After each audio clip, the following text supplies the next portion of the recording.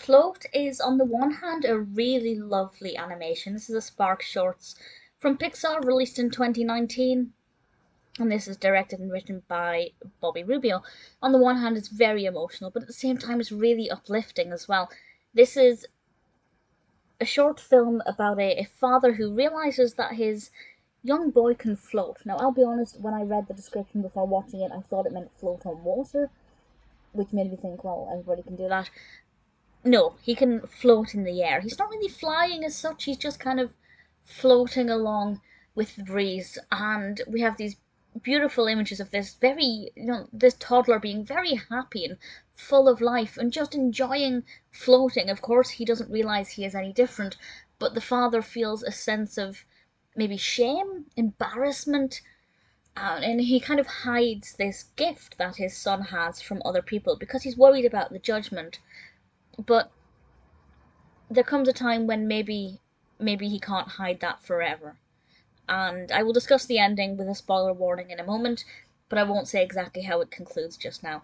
I thought it was so sweet. I love the concept of this little boy being able to float, but of course this floating is actually representative, or at least the way I perceive it, it's representative of any kind of gift, condition, anything that makes a child different to other children.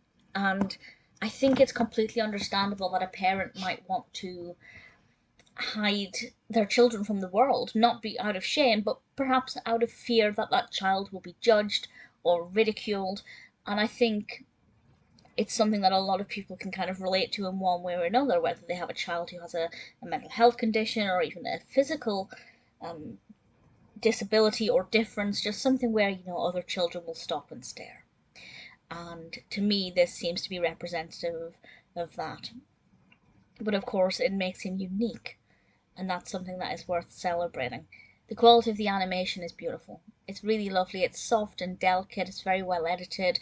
Everything's very smooth. Really, really an absolute pleasure to watch. So the ending, I'm going to spoil the ending now, so if you haven't seen this, I do thoroughly recommend it. It's on Disney Plus. It's maybe just over 5 minutes. It's not very long at all, and I thoroughly recommend you watch it. The ending, when the father when the father shouted at the child, I don't blame him for 1 second for lashing out that way, because I think frustration could really get the better of him in this situation where he just doesn't know what to do.